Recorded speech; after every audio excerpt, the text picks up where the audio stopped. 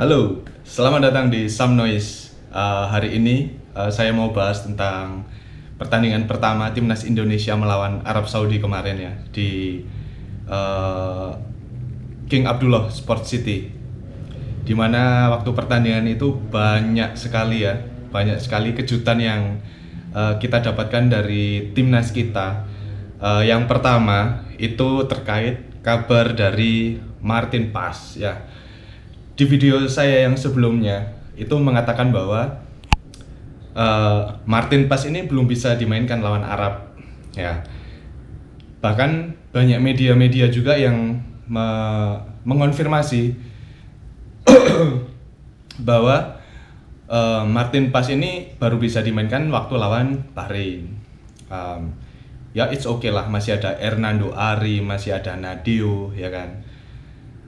Tapi beberapa waktu sebelum pertandingan itu banyak sekali kabar yang beredar khususnya di media sosial, mau itu di Instagram atau di artikel-artikel yang saya baca, itu mengonfirmasi bahwa Martin Paes ini masuk ke dalam skuad Sintayong. Itu kan cukup aneh ya. Di saat beberapa hari sebelumnya Martin Paes ini belum bisa bermain, tapi ada media-media yang mengatakan bahwa Martin Paes masuk daftar pemain yang akan dimainkan waktu itu. Saya pikir ini awalnya hoax, ya kan? Saya pikir awalnya hoax, tapi saya juga cari informasi lagi dan ternyata benar bahwa Martin Paes ini sudah resmi. Dan itu juga sudah disampaikan oleh jubirnya Pak Erick Thohir ya. Jadi luar biasa sekali PSSI yang periode sekarang itu benar-benar kerja keras sekali dan perlu kita apresiasi. Bukti nyatanya itu ada. Dan melihat ya ini secara personal saya ingin membahas tentang permainan Martin Paes yang luar biasa, excellent sekali. Jadi di awal-awal laga ya kita lihat bahwa Martin Paes ini sempat mau gocek pemain dan berhasil. Itu membuat saya yang waktu itu nonton streaming itu juga cukup takjub dengan permainan si Martin Paes ini. Mentalnya benar-benar wah, nggak ada takut-takutnya gitu loh. Pemain ini keren, luar biasa banget, luar biasa. Terus kita juga melihat permainan timnas Indonesia ini secara tim ya, mentalnya itu benar-benar nggak takut ngelawan Arab ya kan. Kayak mereka itu udah bermain di pentas dunia itu udah sering, padahal ya kita masih di level ASEAN ya waktu itu ya. Kalau sekarang kita kan sudah merambah ke level Asia. Dan mental itu benar-benar kita yang nonton itu ngerasain bahwa spiritnya pemain timnas ini benar-benar mereka fighting untuk Garuda di dada gitu ya, untuk sebuah logo di dada. Itu harus kita apresiasi. Dan permainan timnas di babak pertama ketika ada Tom Haye, bola itu selalu kita kuasai dan permainan kita benar-benar cantik, enak sekali untuk dilihat. Kaptennya JIJS, Calvin Verdong itu naik turun dan staminanya luar biasa.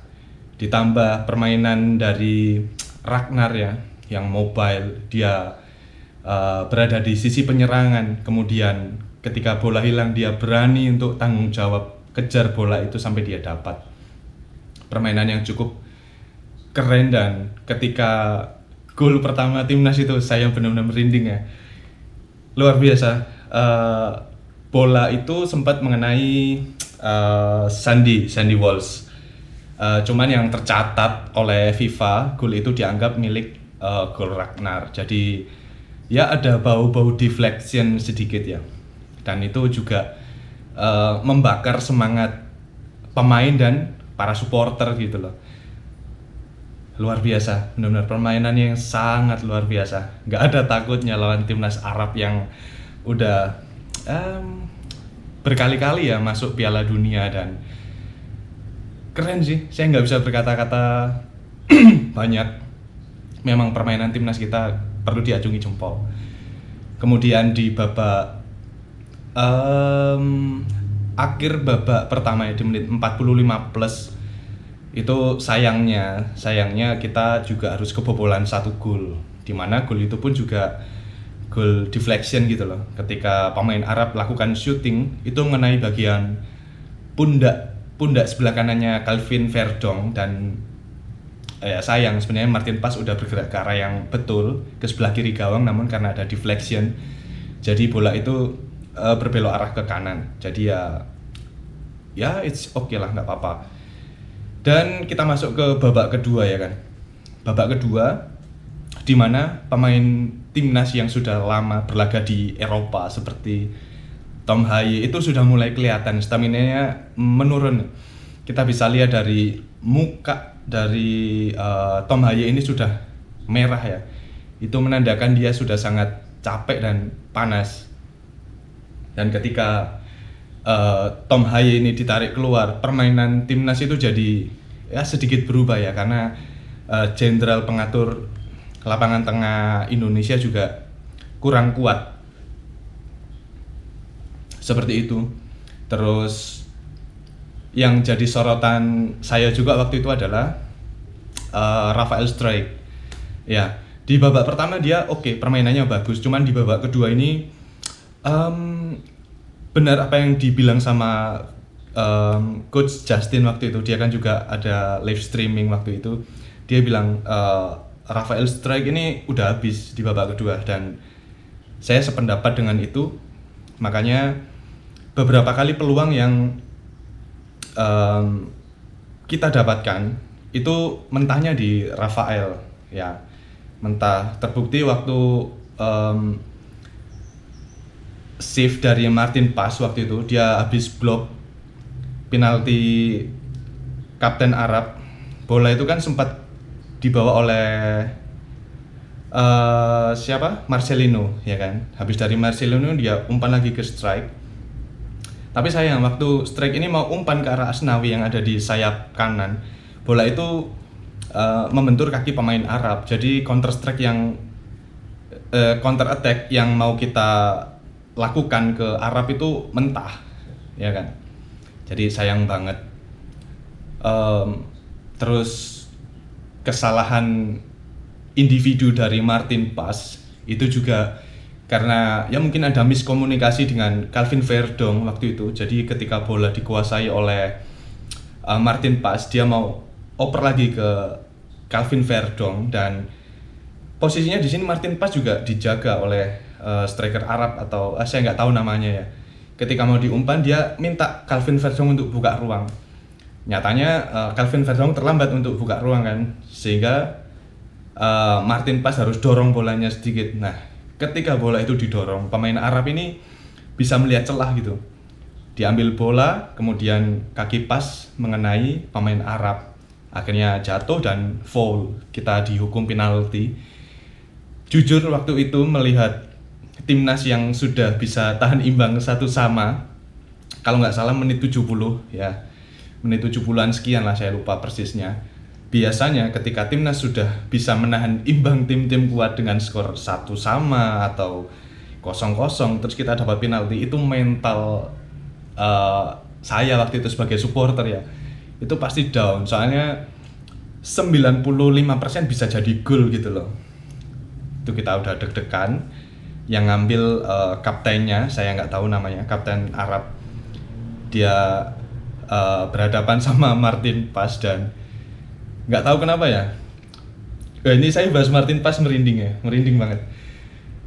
Pergerakan dia untuk baca bola itu wah sempurna banget. Jadi ketika pemain Arab itu tendang bola ke arah kiri gawangnya Indonesia, Martin Pas itu udah geraknya ke kiri, dan menurut saya Martin Pas nggak bisa ditipu sama tendangan penalti ya. Bahkan sekelas Messi pun dia juga sudah bisa blok gitu loh. Dan menurut saya ini juga kejutan yang kedua sih, ketika Martin Pas ternyata ngeprank kita semua, seluruh Indonesia. Bahkan supporter timnas yang ada di luar negeri pun juga kena prank sama Martin Pas ya kan. Menurut saya pribadi nih, Martin Pas cuman ya pengen uji skill aja ya kan, dia pengen ngasih tahu ini loh kelas gue yang sebenarnya, dan itu berhasil dijawab oleh Martin Paes. Jadi dia bisa tanggung jawab ketika dia melakukan kesalahan, lalu dia bisa save gawang kita dengan baik. Itu benar-benar sebuah pertunjukan yang luar biasa dan harus diapresiasi dari seorang kiper yang baru debut di laga perdananya. Menurut saya Martin Paes saat itu dia dapat ya skor tinggi lah ya, dan dia layak jadi man of the match di pertandingan itu. Cukup seru nonton timnas Indonesia, bahkan ketika gol pertama sempat kamera itu menyorot ke arah Roberto Mancini dan ekspresinya itu kayak wah, kesel banget gitu ya. Tim sekelas Arab Saudi bisa dipecundangi oleh timnas Indonesia itu benar-benar nggak masuk di logika seorang pelatih kelas dunia ya. Bahkan ketika sesi press conference, Roberto Mancini itu bilang bahwa jangan melihat Indonesia dari ranknya saja, karena memang benar rank itu hanyalah angka ya kan, bisa naik bisa turun. Yang membuktikan kualitas kita sebenarnya itu adalah permainan di lapangannya ya kan. Dan luar biasa timnas, pertandingan pertama yang kata Roberto Mancini selalu sulit, timnas kita bisa menunjukkan yang terbaik ya.